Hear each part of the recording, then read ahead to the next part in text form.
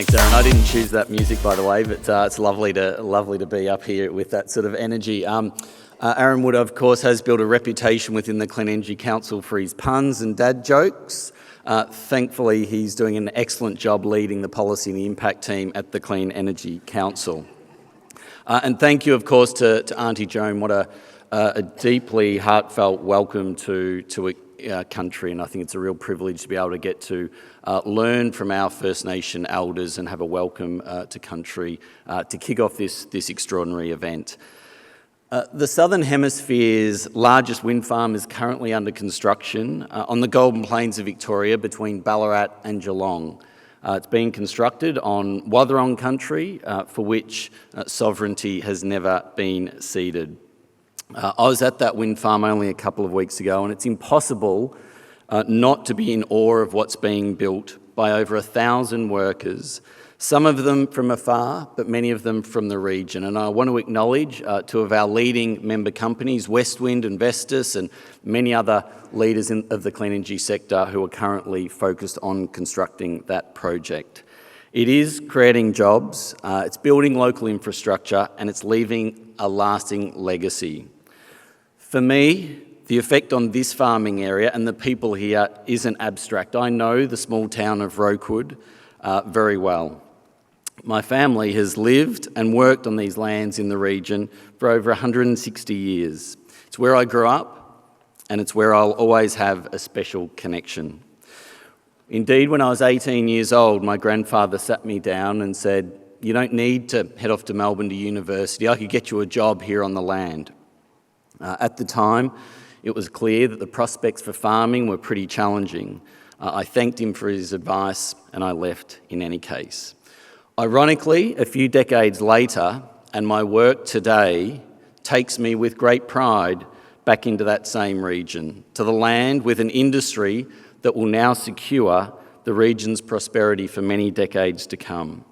It's a region that is undergoing a revival, like many other rural areas right across Australia, on the back of a massive renewable energy opportunity.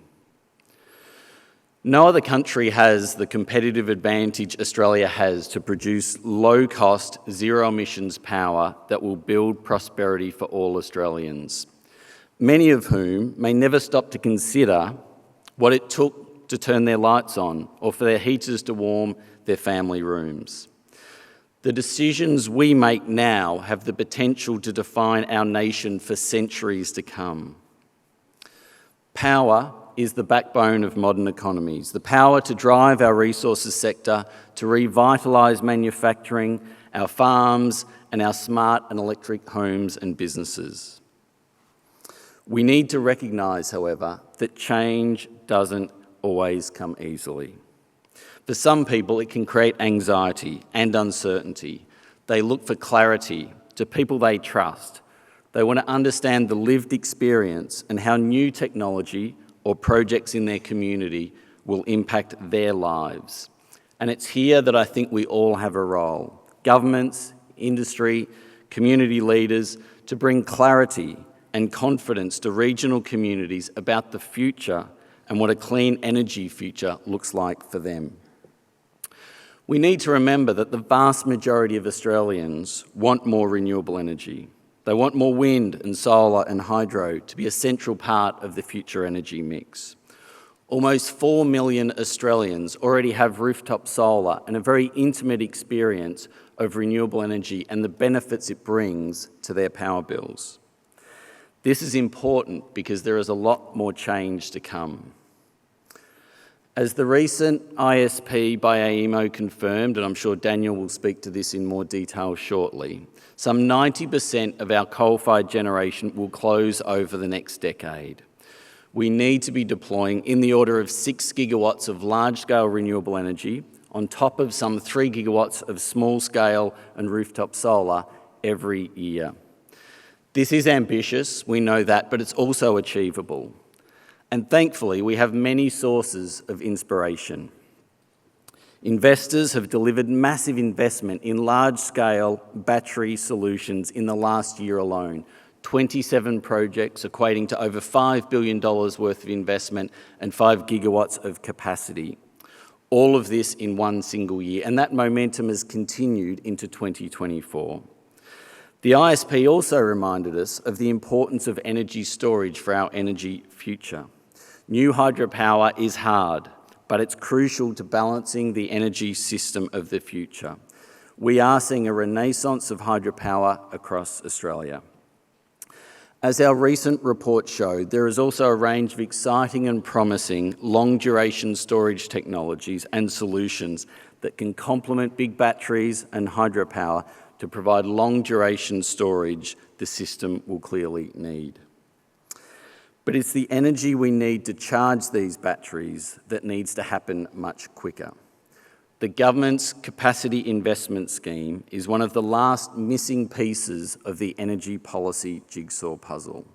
It needs to move quickly and deliver the investment confidence and certainty the market is seeking. If it works, we can expect a wave of large-scale renewable energy projects to come forward. It is doable, but it won't be easy. Thankfully, we now have governments around the country, market bodies, industry and communities all pulling in the same direction. It will take resolve and strength for such a generational change. And it's here, to be frank, I have the greatest concern. I feel that our nation's ability to deliver generation reform and change is fragile.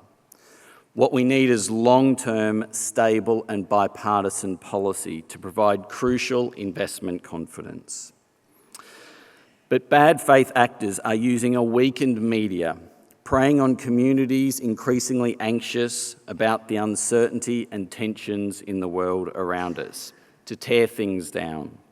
Vested interests are stepping up to tell their story and peppering it with mistruths and outright disinformation. They are undermining the very things that would build our nation's future and resilience in an unstable world to further their own short-term political agenda.